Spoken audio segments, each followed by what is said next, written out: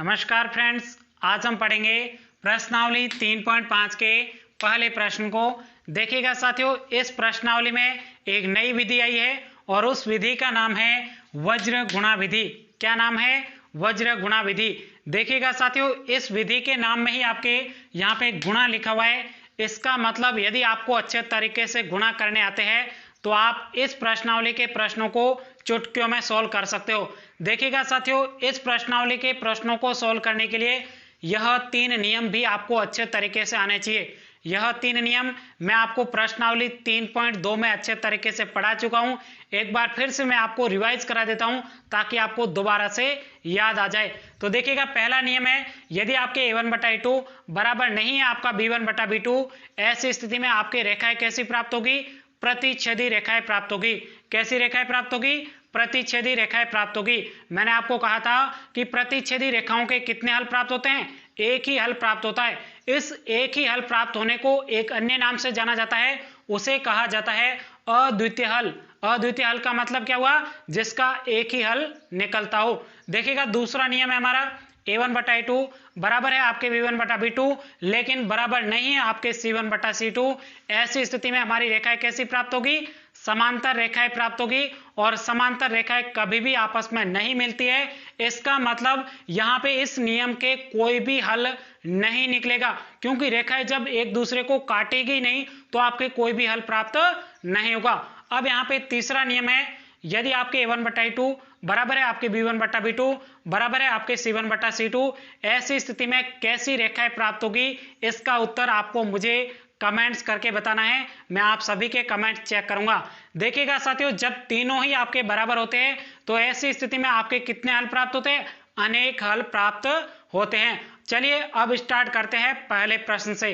देखिएगा, पहला प्रश्न है, निम्न रैखिक समीकरण के युग्मों में किसका एक अद्वितीय हल है? अद्वितीय हल का मतलब हमारा पहला नियम लगना चाहिए और उसके बाद में कहा जा रहा है किसका कोई हल नहीं है, यानी यहाँ पे हमारे दूसरे नियम की बात की जा रही है। और उसके बाद में कहा जा रहा है या किसके अपरिमित रूप से अनेक हल है, यानी तीसरे नियम की बात की जा रही है। और उसके बाद में कहा जा रहा है अद्वितीय हल की स्थिति में, यानी हमारे पहला नियम यदि लगता है तो इस स्थिति में उसे कौन सी विधि से हल करना है? वज्र गुणा विधि से प्रश्न को हल करना है। किस स्थिति में आपको वज्र गुणा विधि से हल करना है? जब हमारे यहाँ पे पहला नियम लगेगा, यानी अद्वितीय हल की स्थिति में हमें प्रश्न को कौन सी विधि से हल करने के लिए कहा जा रहा है? वज्र गुणा विधि से हल करने के लिए कहा जा रहा है। तो सबसे पहले यहाँ पे जो हमारा प्रश्न दिया गया है, इस समीकरण में आपको देखना है कि यह मानक समीकरण के रूप में लिखा हुआ है या फिर नहीं। मानक समीकरण का मतलब है इन समीकरणों के बराबर में यहाँ पे 0 होना चाहिए। तो इन दोनों के बराबर में 0 है,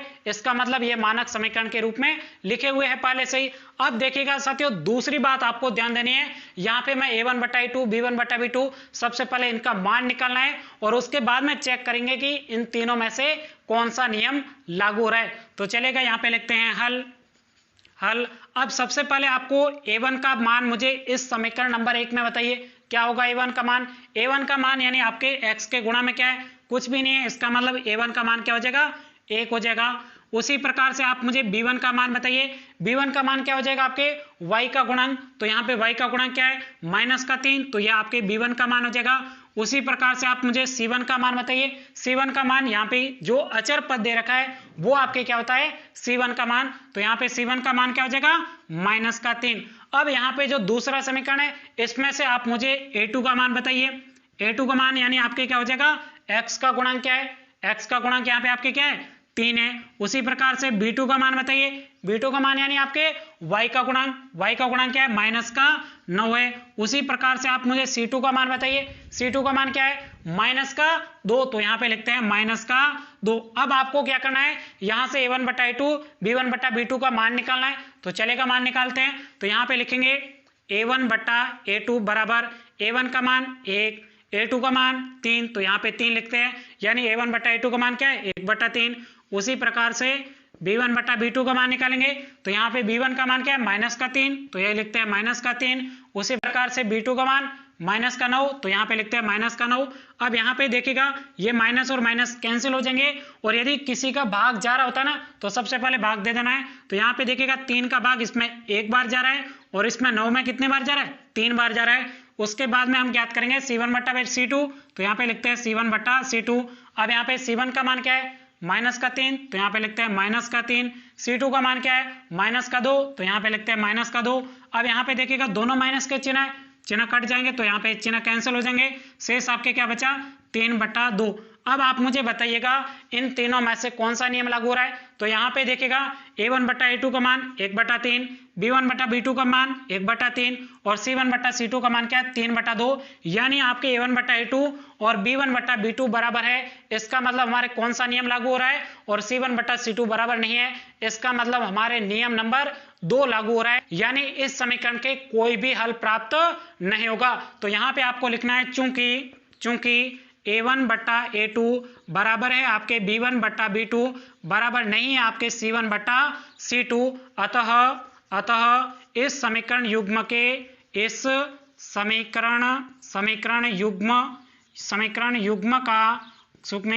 का कोई हल प्राप्त नहीं होगा। देखिएगा साथियों, हमारे प्रश्न में कहा गया था यदि अद्वितीय हल होता तो इसे हम आगे कौन सी विधि से हल करते, वज्र गुणा विधि से हल करते, यानी हमारे पहला नियम लागू होता तो इसे हम आगे वज्र गुणा विधि से हल करते। यहाँ पे हमारा दूसरा नियम लागू होता है, इसका मतलब मैं इसे आगे सॉल्व करने की जरूरत नहीं है। अब हम दूसरे प्रश्न को देखेंगे, वहां पे यदि यहाँ पे पहला नियम लागू हो गया तो उसे हम वज्र गुणा विधि से हल करेंगे। तो इस प्रश्न का यहीं तक उत्तर था ANS। चलेगा, अब दूसरे प्रश्न की तरफ बढ़ते हैं।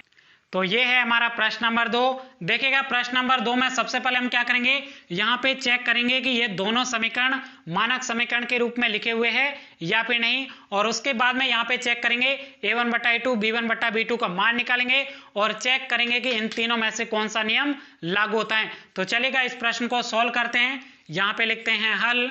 अब यहाँ पे क्या करेंगे, सबसे पहले इन दोनों को देखेंगे कि मानक समीकरण के रूप में लिखे हुए हैं या फिर नहीं। तो देखिएगा साथियों, ये मानक समीकरण के रूप में नहीं लिखे हुए, क्योंकि मानक समीकरण में बराबर में क्या होता है 0 होता है। यहाँ पे बराबर में 8 है तो पक्षांतर करके इधर लाएंगे, इधर भी बराबर में 5 है तो पक्षांतर करके इधर लाने वाले। तो यहाँ पे लिखेंगे 2x प्लस आपके y, यहाँ पे 5 है पक्षांतर करके इधर लाएंगे, -5 बराबर 0।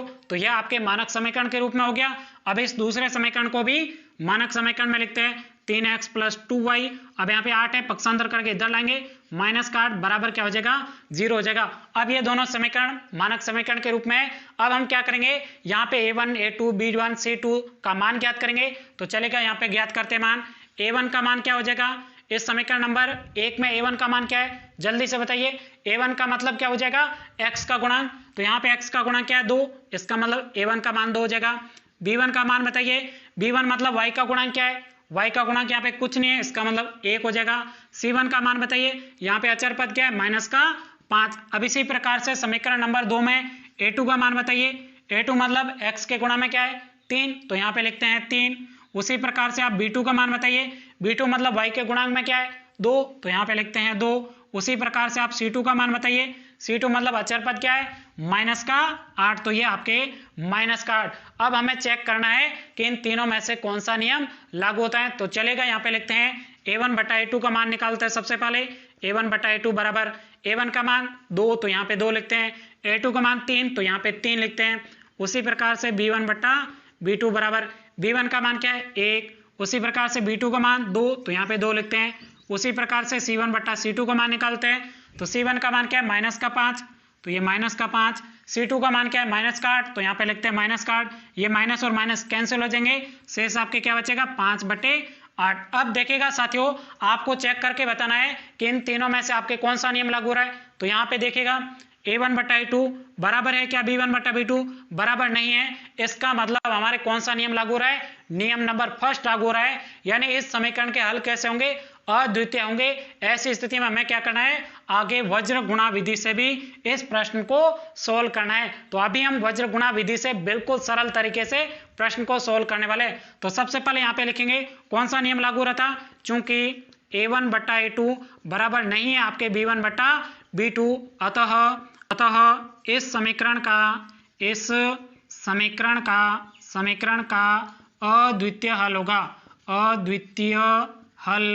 होगा। कैसा हल होगा, अद्वितीय हल होगा। यदि अद्वितीय हल है तो इसे हमें आगे किस विधि से हल करना है, वज्र गुणा विधि से हल करना है। तो चलेगा वज्र गुणा विधि यहाँ से क्या करते हैं, स्टार्ट करते हैं। सबसे पहले आपको दोनों समीकरणों को यहाँ पे लिखना है। तो चलेगा दोनों समीकरणों को लिखते हैं। पहला समीकरण है 2x प्लस आपके y माइनस का 5 बराबर क्या आपके 0 है। दूसरा समीकरण क्या है, 3x प्लस के आपके 2y माइनस के आपके कितना है 8 है बराबर आपके क्या है 0। अब देखिएगा साथियों, वज्र गुणा विधि में आपको क्या क्या करना है इसके बारे में आप ध्यान से देखिएगा। सबसे पहले आपको क्या करना है, यहाँ पे एक लाइन खींचनी है और उसके ऊपर आपको क्या लिखना है, x लिखना है। क्या लिखना है, ऊपर x लिखना है। और उसके बाद में आपको यहाँ पे बराबर करना है। बराबर में आपको क्या करना है, वापस से एक लाइन खींचनी है। क्या करना है, लाइन खींचनी है और इसके ऊपर आपको क्या लिखना है, माइनस का y लिखना है। ध्यान रखिएगा जो मैं कह रहा हूं ना, यही आपको स्टेप क्या करने हैं, फॉलो करने हैं। और उसके बाद में बराबर में क्या लिखेंगे, बराबर यहाँ पे क्या लिखेंगे, एक लिखेंगे और यहाँ पे क्या कर देंगे, लाइन खींच देंगे। अब यहाँ पे इस लाइन के नीचे आपको बटा में क्या लिखना है, तो ध्यान से देखिएगा साथियों, यहाँ पे आपके क्या लिखा हुआ है, x लिखा हुआ है। इसका मतलब इन दोनों समीकरणों में x के मान को गायब कर देना है। क्या करना है, x के मान को गायब कर देना है। कैसे गायब करेंगे, तो देखिएगा ये मैंने x के मान को क्या कर दिया, गायब कर दिया। अब आपको क्या करना है, इस y के गुणांक को इस 8 से गुणा करना है और यहाँ पे जो y का गुणांक है इसको 5 से गुणा करना है। क्या करना है, दोबारा से बता देता हूं, इस y के गुणा को 8 से गुणा करना है और इस y के गुणा को इस 5 से गुणा करना है। तो चलिएगा गुणा करके लिखते हैं। सबसे पहले मैंने क्या कहा था, यहाँ पे x लिखा हुआ है, इसका मतलब इस पद को छिपा देना है। आपको इस पद को अभी देखने की जरूरत नहीं है, आपको सिर्फ यह दो पद ही दिखाई देने चाहिए, तभी आपको बोर्ड के एग्जाम में क्या आएंगे, पूरे में से पूरे नंबर आएंगे। तो चलेगा आगे सॉल्व करते हैं। यहाँ पे y के गुणा में क्या 1 है और 1 का गुणा करेंगे माइनस के 8 से। तो यहाँ पे लिखते हैं 1 और इसका गुणा किससे कर रहे हैं, माइनस के 8 से कर रहे हैं। उसके बाद में आपको बीच में चिन्ह किसका लगाना है, हमेशा ध्यान रखना बीच में चिन्ह माइनस का लगाना है और यहाँ पे y का भी चिन्ह कैसा लगाना है, माइनस का लगाना है। ये दो बातें आप ध्यान रखना, कहीं गलती मत करना। चलेगा, अब दूसरे नंबर क्या करेंगे, इसका गुणा कर दिया। अब इस y के गुणा का इस -5 से करेंगे। तो यहाँ पे क्या 2, तो ये आपके 2 और इसका गुणा किससे करें, माइनस के 5 से। तो यहाँ पे लिखते हैं माइनस का 5। अब आगे यहाँ पे क्या लिखा हुआ है, y लिखा हुआ है। इसका मतलब इस पूरे पद में से y के पद को क्या कर देना है, छिपा देना है, गायब कर देना है। तो यहाँ पे गायब कर दिया। शेष आपके क्या बचा, इस 2 का गुणा किससे करना है, इस -8 से। और यहाँ पे जो 3 है इसका गुणा किससे करना है, -5 से करना है। क्या करना है, आपको ये y वाला पद देखना ही नहीं क्योंकि यहाँ पे y लिखा हुआ है। तो यहाँ पे क्या करेंगे, इस x के गुणा यानी 2 है, इसका गुणा किससे करेंगे, -8 से। तो यहाँ पे लिखते हैं 2 गुणा में क्या आ जाएगा, -8 और उसके बाद में हमेशा ध्यान रखना बीच में किसका चिन्ह लगाना है, माइनस का चिन्ह लगाना है। अब यहाँ पे आपको क्या करना है, इसका गुणा कर दिया। अब आपको इसका गुणा करना है। यहाँ पे x का गुणा क्या है, 3, तो यहाँ पे लिखते हैं 3। अब इसका गुणा किससे करना है, आपको इसका गुणा करना है -5 से। तो इसका गुणा कर दिया -5 से। अब आपको ध्यान देना है, यहाँ पे क्या लिखा हुआ है, 1 लिखा हुआ है, यानी यहाँ पे जो भी संख्या लिखी होती है ना उसको आपको अब क्या कर देना है, गायब कर देना है। तो यहाँ पे ये संख्या लिखी हुई थी, इसको गायब कर दिया।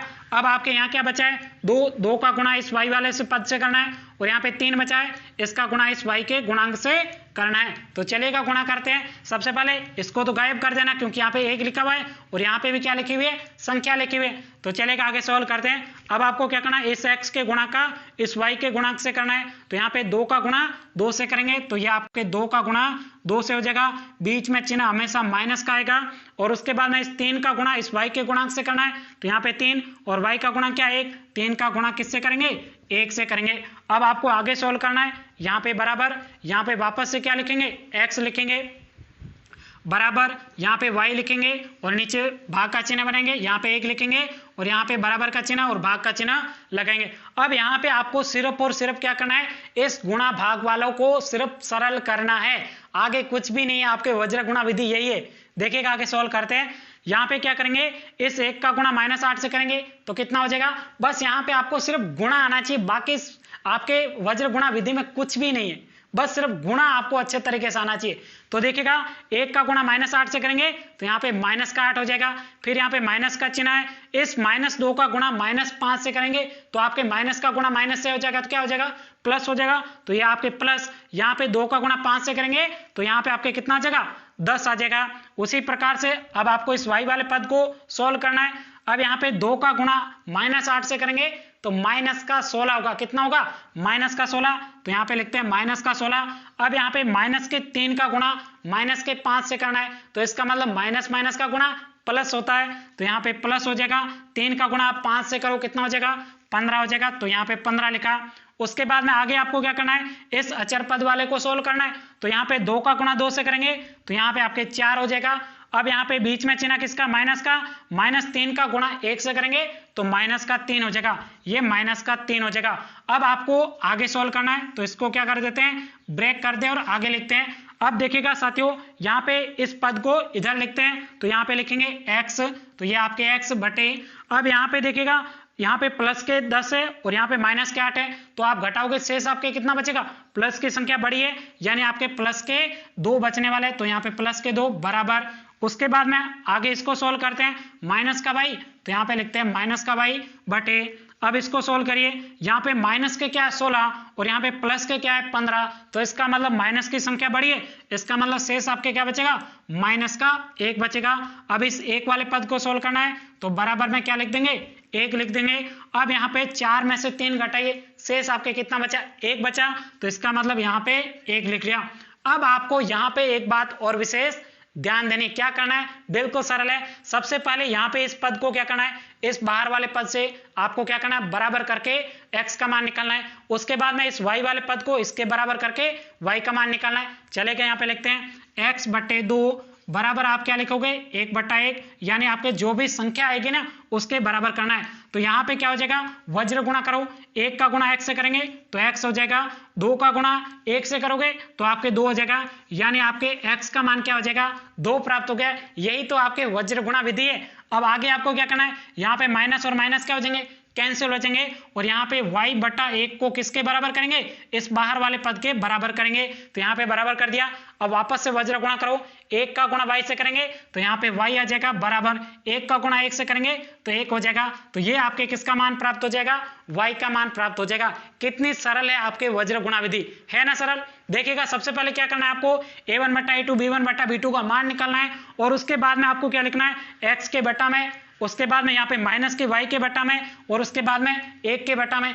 क्या करना है आपको? यहाँ पे x लिखा हुआ है, इसका मतलब x के पद को गायब कर देना है और इनके गुणांकों का आपस में क्या करना है? वज्र गुणा करना है। और उसके बाद में y लिखा हुआ है, इसका मतलब y के पद को गायब कर देना है और शेष जो बचे हुए पदों को आपको गुणा करना है। और यहाँ पे 1 लिखा हुआ है, यानी आपको संख्या वाले पद को गायब कर देना है, बाकी वाले चिन्हों का आपको क्या करना है? वज्र गुणा करना है। अब यहाँ पे सिर्फ एक ही लाइन लिखनी है, अतः इस रैखिक समीकरण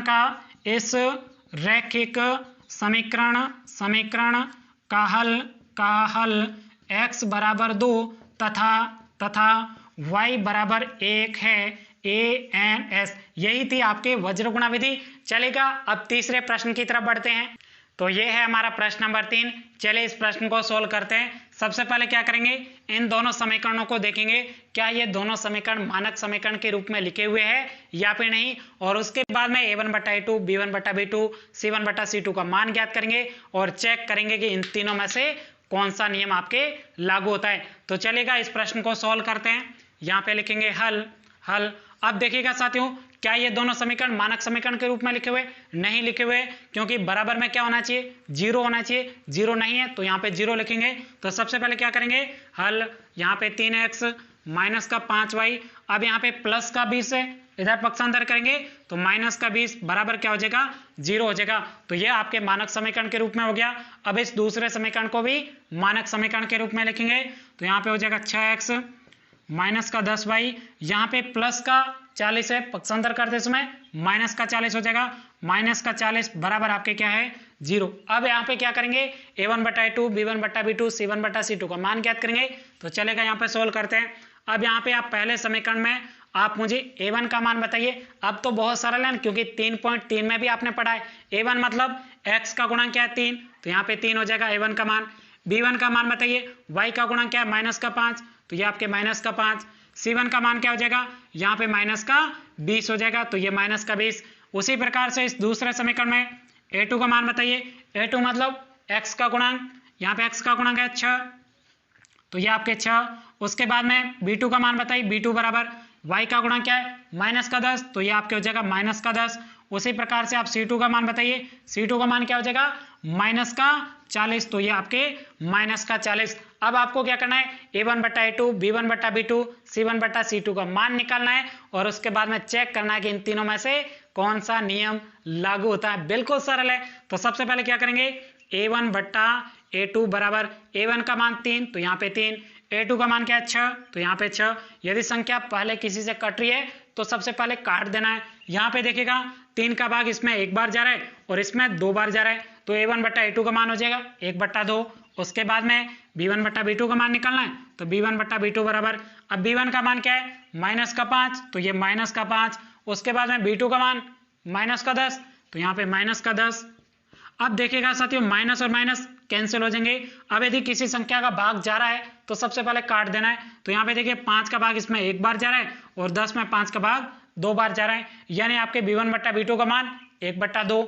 उसी प्रकार से आपको C1 बटा C2 का मान निकालना है। C1 बटा C2 बराबर C1 का मान माइनस का 20, तो ये माइनस का 20 भाग, उसके बाद में C2 का मान माइनस का 40, तो यहाँ पे लिखते हैं माइनस का 40। अब देखिएगा माइनस माइनस कैंसिल हो जाएंगे, यहाँ पे 0 और 0 भी कैंसिल हो जाएंगे। यहाँ पे 2 का भाग इसमें एक बार जा रहा है और इस 4 में 2 का भाग 2 बार जा रहा है, तो यहाँ पे आपके 1 बटा 2 प्राप्त हो जाएगा। अब आप मुझे बताइए इन तीनों में से कौन सा नियम लागू होगा, जल्दी बताइए। ये आपके सामने मान रहे, यहाँ पे A1 का रहा, ये आपके B1 का और ये आपके C1 का। जल्दी से बताइए कौन सा नियम लागू होगा। तीनों ही आपके बराबर है, इसका मतलब हमारे तीसरा नियम लागू होगा। कौन सा नियम, तीसरा नियम लागू होगा। बिल्कुल सरल है, क्योंकि यहाँ पे A1 बटा A2 बराबर है आपके B1 बटा B2 बराबर है आपके C1 बटा C2, तो यहाँ पे लिखेंगे चूंकि A1 बटा A2 बराबर है आपके B1 बटा B2 बराबर है आपके C1 बटा C2, यानी हमारे कौन सा नियम लागू हो रहा है, तीसरा नियम लागू हो रहा है। यहाँ पे लिखेंगे अतः इस समीकरण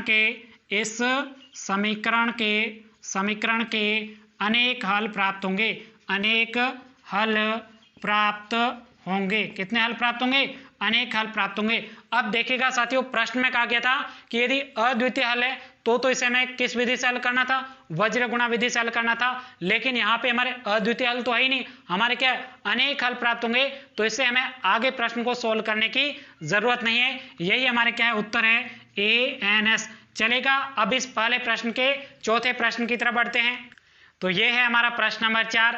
देखिएगा इस प्रश्न में सबसे पहले क्या करेंगे, इन दोनों समीकरणों को देखेंगे और चेक करेंगे क्या ये दोनों समीकरण मानक समीकरण के रूप में है या फिर नहीं। उसके बाद हम क्या करेंगे A1 बटा A2, B1 बटा B2, C1 बटा C2 का मान ज्ञात करेंगे और चेक करेंगे कि इन तीनों में से कौन सा नियम लागू होता है। तो चलिएगा सोल्व करते हैं। यहाँ पे लिखेंगे हल। अब देखिएगा साथियों क्या ये दोनों समीकरण मानक समीकरण के रूप में लिखे हुए, बिल्कुल लिखे हुए, क्योंकि मैंने आपको बताया था मानक समीकरण में बराबर में क्या होना चाहिए, 0 होना चाहिए। तो यहाँ पे पहले से ही मानक समीकरण के रूप में लिखे हुए, हमें एक्स्ट्रा एक पद करने की जरूरत नहीं पड़ी। तो चलेगा आगे हम क्या करेंगे A1 बटा A2, B1 बटा B2, C1 बटा C2 का मान निकालने वाले। तो चलेगा मान निकालते हैं। अब इस पहले समीकरण में आप मुझे A1 का मान बताइए। A1 मतलब x का गुणांक, तो चलिए x का गुणांक क्या है, यहाँ पे कुछ भी नहीं है, इसका मतलब आपको x का मान 1 मानना है। अब इसी प्रकार से आप मुझे B1 का गुणांक बताइए। B1 मतलब y का गुणांक क्या है आपके माइनस का 3, तो ये आपके माइनस का 3 हो जाएगा। उसी प्रकार से आप C1 का मान बताइए। C1 मतलब अचर पद क्या है, माइनस का 7 है। अब इस समीकरण नंबर 2 में आप मुझे A2 का मान बताइए। A2 मतलब इस x का गुणांक क्या है 3, तो यहाँ पे लिखेंगे 3, तो ये आपके 3 हो जाएगा। उसी प्रकार से आप मुझे B2 का मान बताइए। B2 मतलब आपके y के गुणांक में क्या है माइनस का 3, तो चलेगा यहाँ पे लिखते हैं माइनस का 3। उसी प्रकार से आप C2 का मान बताइए। C2 मतलब आपके क्या है माइनस के 15, तो चलेगा लिखते हैं माइनस के 15। अब आपको क्या करना है, यहाँ से A1 बटा A2, B1 बटा B2 का मान निकालना है और चेक करना है इन तीनों में से कौन सा नियम लागू होता है। तो चलेगा सरल तरीके से आगे सॉल्व करते हैं। यहाँ पे आप मुझे A1 बटा A2 का मान बताइए। A1 का मान 1, तो यहाँ पे 1, A2 का मान यहाँ पे 3, तो यहाँ पे हो जाएगा आपके 3 हो जाएगा, यानी 1 बटा 3। उसी प्रकार से आप B1 बटा B2 का मान बताइए। B1 का मान क्या है माइनस का 3, तो यहाँ पे माइनस का 3 बटे B2 का मान क्या है माइनस का 3, तो यहाँ पे भी आपके क्या हो जाएगा माइनस का 3। यहाँ पे माइनस और माइनस कैंसिल, 3 और 3 में भाग एक बार जाएगा, यानी B1 बटा B2 का मान क्या प्राप्त हो जाएगा एक प्राप्त हो जाएगा। इसे आप भिन्न के रूप में लिखना चाहो तो भी सिंपल है, भिन्न के रूप में लिखने कुछ नहीं करना, बट्टे में 1 लगाना, वापस से आप भाग दोगे, वापस से 1 प्राप्त हो जाएगा। उसी प्रकार से अब आपको क्या निकालना है, C1 बटा C2। अब यहाँ पे C1 का मान क्या है, माइनस का 7, तो यहाँ पे लिखते हैं माइनस का 7 बटे C2 का मान क्या है, माइनस का 15, तो ये आपके माइनस के 15, माइनस और माइनस कैंसिल हो जाएंगे, शेष आपके क्या बचेगा, 7 बटे 15। अब आप मुझे बताइए, यह आपके A1 का मान, यह आपके B1 बटा B2 का मान, यह आपके C1 बटा C2 का मान। अब आप मुझे बताइए इन तीनों में से आपके कौन सा नियम लागू हो रहा है, जल्दी बताइए। एक बार अपने माइंड में सोच तो लो कि यहाँ पे कौन सा नियम लागू हो रहा है, फिर तो मैं आपको बताने वाला हूँ। चलेगा, यहाँ पे देखिएगा A1 बटा A2 का मान 1/3, यहाँ पे B1 बटा B2 का मान बराबर नहीं है, तो इसका मतलब हमारे कौन सा नियम लागू होने वाला है, नियम नंबर फर्स्ट लागू होने वाला है। यानी इस समीकरण के कैसे हल होंगे, अद्वितीय हल होंगे। अद्वितीय हल का मतलब एक ही हल प्राप्त होने वाला है। प्रश्न में कहा गया है यदि अद्वितीय हल प्राप्त होंगे तो इसे हमें वज्र गुणा विधि से हल करना है। तो चलेगा, बिल्कुल सरल तरीके से वज्र गुणा विधि से प्रश्न को सोल्व करते हैं। तो सबसे पहले आपको क्या करना है, यहाँ पे सबसे पहले यहाँ पे लिखना है कि यहाँ पे क्या था, चूंकि A1 बट्टा A2 बराबर नहीं है आपके B1 बट्टा B2, अतः इस समीकरण का कैसा हल होगा, अद्वितीय हल होगा। तो यहाँ पे लिखेंगे अद्वितीय हल होगा। कैसा हल होगा, अद्वितीय हल होगा। अद्वितीय हल होगा तो हमें किस विधि से हल करना है, वज्र गुणा विधि से। तो सबसे पहले क्या करेंगे, इन दोनों समीकरणों को यहाँ पे लिखना है। तो चलेगा, पहला समीकरण हमारा क्या है, यहाँ पे लिखेंगे x माइनस के 3y माइनस 7 बराबर 0, ये तो पहला समीकरण। और दूसरा समीकरण क्या है, 3x माइनस का 3y माइनस का 15 बराबर आपको क्या दे रखा है, 0 दे रखा है। अब यहां से हमारा असली मेथड क्या होता है, स्टार्ट होता है। सबसे पहले क्या करना है, यहाँ पे आपको x लिखना है और उसके बाद में यहाँ पे भाग का चिन्ह लगाना है। उसके बाद में बराबर, थोड़ी लाइन छोटी कर देता हूं, उसके बाद में बराबर लगाना है। उसके बाद में क्या लिखना है, y लिखना है। कैसा y होगा, माइनस का y होगा, ध्यान रखिएगा। यहाँ पे हो जाएगा माइनस का y, उसके बाद में भाग का चिन्ह बनाते हैं। वापस आपको क्या करना है, बराबर का चिन्ह लगाना है और बटे में क्या लिखना है, 1, और उसके बाद में यहाँ पे बटे का चिन्ह बनाना है। अब इसके नीचे क्या लिखना है, समझ में आया। क्या करना है आपको, यहाँ पे देखना है, यहाँ पे क्या लिखा हुआ है, x लिखा हुआ है। इसका मतलब आपको क्या करना है, गायब करना है। किसको गायब करना है, किसको गायब करना है, यहाँ पे x वाले पद को क्या कर देना है, गायब कर देना है। शेष वाले पदों का क्या करना है, वज्र गुणा करना है, क्योंकि विधि का भी नाम क्या है, वज्र गुणा विधि। यहाँ पे y के गुणा का इस -15 से गुणा करना है, उसके बाद में इस -3 का 7 से गुणा करना है। तो चलेगा, गुणा करते हैं। सबसे पहले यहाँ पे x है, इसका मतलब x वाले पद को आपको देखना भी नहीं है, आपको सिर्फ यहाँ पे 2 पद देखने हैं। यहाँ पे y का गुणा क्या, -3, यहाँ पे लिखेंगे -3, और इसका गुणा किससे कर रहे हैं, -15 से, तो यहाँ पे -15। उसके बाद में बीच में हमेशा किसका चिन्ह लगाते हैं, माइनस का चिन्ह लगाते हैं। किसका, माइनस का। तो चलिए, यहाँ पे लिखा लिया माइनस का चिन्ह। अब आपको यहाँ पे इसका गुणा करना है, इधर इसका तो कर दिया, यहाँ पे क्या बचा, माइनस का आपके 3, और इसका गुणा किससे करेंगे, -7 से। अब आपको यहाँ पे दूसरे वाला स्टेप को सोल्व करना है। यहाँ पे आपके क्या लिखा हुआ है, y लिखा हुआ है। इसका मतलब क्या करेंगे, हम इस y वाले पद को गायब कर देंगे, शेष वाले पदों का गुणा करेंगे। तो यहाँ पे गायब करने की जरूरत नहीं है आपको। यहाँ x का गुणा क्या, 1 का गुणा करेंगे -15 से, यहाँ पे आपके 3 है, इसका गुणा करेंगे -7 से, यानी आपके y वाले पद को आपको देखने की जरूरत भी नहीं है, तभी तो हम प्रश्न को सोल्व कर पाएंगे। अब यहाँ पे x का गुणा क्या, 1, तो यहाँ पे 1 लिखते हैं, और इसका गुणा करेंगे -15 से, तो यहाँ पे -15। बीच में चिन्ह हमेशा माइनस का ही लगाते हैं। अब यहाँ पे इसका गुणा कर दिया। अब यहाँ पे क्या बचा है, 3 बचा है, 3 का गुणा किससे करेंगे, -7 से, तो ये -7। अब यहाँ पे 1 लिखा हुआ है, यानी आपके संख्या लिखी हुई है, इसका मतलब यहाँ पे संख्या वाले पद को गायब कर देना है, शेष वाले पदों का वज्र गुणा करना है। शेष आपके पद ये दोनों बचे। इस x का गुणांक क्या है, 1 का गुणा करेंगे -3 से, तो यहाँ पे 1, और इसका गुणा करेंगे -3 से। उसके बाद में यहाँ पे 3 है, 3 का गुणा -3 से करेंगे, बीच में चिन्ह हमेशा माइनस का आता है, तो यहाँ पे क्या बचा, यहाँ पे 3 है, तो यहाँ पे लिखते हैं 3, और इसका गुणा किससे करना है, -3 से, तो यहाँ पे -3 हो जाएगा। चलेगा, सोल्व करते हैं। अब आपको क्या करना है, बस गुणा करना आना चाहिए, आगे प्रश्न में तो कुछ है ही नहीं, इतनी सरल आपके क्या है, वज्र गुणा विधि है। चलेगा, आगे सोल्व करते हैं। सबसे पहले यहाँ पे x लिखा हुआ है, इसका मतलब यहाँ पे x लिखेंगे और यहाँ पे भाग का चिन्ह बनाएंगे। यहाँ पे आपको क्या करना है, इन दोनों का गुणा करना है। -3 का गुणा -15 से करेंगे, यानी माइनस का गुणा माइनस से क्या हो जाएगा, प्लस हो जाएगा। ये आपके माइनस और ये माइनस, माइनस माइनस प्लस हो जाएगा। 3 का गुणा 15 से, 15 तिया 45 हो जाएगा। बीच में आपके माइनस का चिन्ह, तो ये आपके माइनस का चिन्ह। अब इस -3 का गुणा -7 से, तो आपके माइनस का गुणा माइनस से प्लस हो जाएगा। और उसके बाद में शेष क्या बचा, 3 का गुणा 7 से करेंगे तो आपके कितना हो जाएगा, 21 हो जाएगा।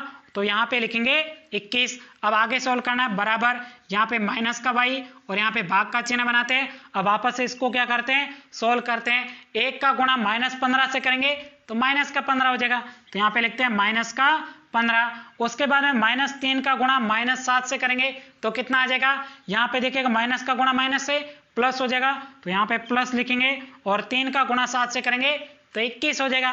बिल्कुल सिंपल है, तो यहाँ पे ये आपके 21 हो गया। अब आपको क्या करना है आगे, बराबर उसके बाद में 1 है तो यहाँ पे 1 लिखते हैं। अब इस कोष्टक को क्या करना है, सोल्व करना है, यानी गुणा ही तो करना है और कुछ नहीं है प्रश्न में, सिर्फ आपके गुणा ही आपको अच्छे तरीके से आना चाहिए। तो चलेगा, आगे लिखते हैं। 1 का गुणा -3 से करेंगे, -3, तो ये आपके -3, यहाँ पे माइनस है तो यहाँ पे माइनस। अब देखिएगा -3 है और यहाँ पे -3 है, -3 का -3 से गुणा, यानी माइनस माइनस का चिन्ह क्या हो जाएगा, प्लस हो जाएगा, तो ये आपके प्लस हो जाएगा।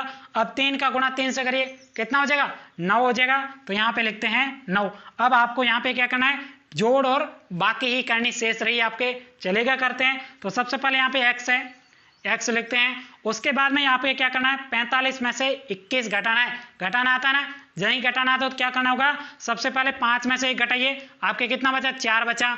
उसके बाद में 4 में से 2 घटाइए तो आपके कितना बचा, 2 बचा, यानी x बटे आपके 24 आ जाएगा, बराबर।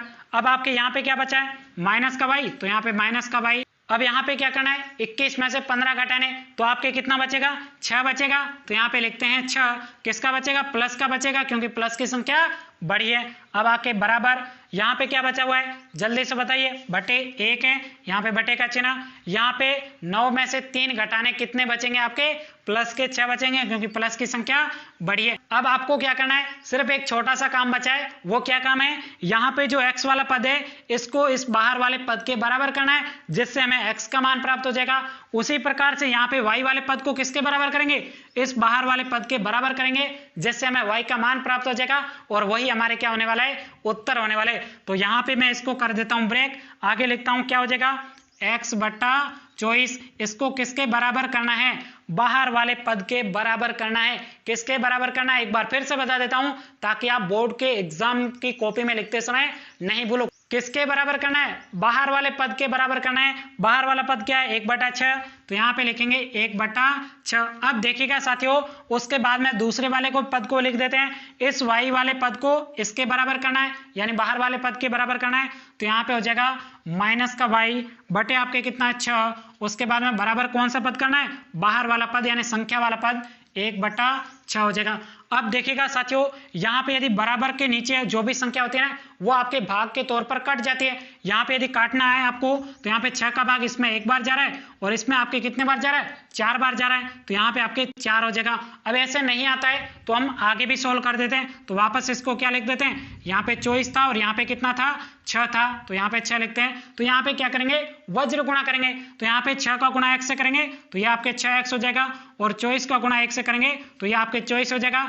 x बराबर क्या हो जाएगा, यहाँ पे 24 है, यहाँ पे गुणा में इधर आते भाग में आ जाएगा, 6 का भाग इसमें कितने बार जाएगा, 4 बार जाएगा, यानी आपके x बराबर कितना प्राप्त हो जाएगा, 4 प्राप्त हो जाएगा। यही तो आपके बहुत सरल विधि है, तभी तो कहते हैं कि वज्र गुणा विधि से प्रश्न सोल्व करना बिल्कुल सरल है। चलेगा, आगे सोल्व करते हैं। अब यहाँ पे क्या करेंगे, वज्र गुणा करेंगे, चलेगा वज्र गुणा करते हैं। 6 का गुणा y से करेंगे, यहाँ पे माइनस का y है तो माइनस का 6y हो जाएगा, बराबर 6 का गुणा 1 से तो आपके 6 हो जाएगा। अब यहाँ पे y बराबर, यहाँ पे देखिएगा 6 है और उसके बटे में क्या कौन सी संख्या चला जाएगी, माइनस का y चला जाएगा, क्योंकि y के गुणा में क्या है, माइनस का 6, तो यहाँ पे आ जाएगा माइनस का 6। 6 में 6 का भाग कितने बार जाएगा, 1 बार जाएगा, और एक यहाँ पे चिन्ह किसका बचा है, माइनस का, यानी y का मान कितना प्राप्त हो जाएगा, माइनस का 1 प्राप्त हो जाएगा। यही क्या है, आपके पहले प्रश्न के चौथे प्रश्न का उत्तर है। यहीं तक ही आपको सोल्व करना था। अब आपको सिर्फ एक लाइन लिखनी है, जिससे आपको बोर्ड में पूरे में से पूरे नंबर मिलेंगे।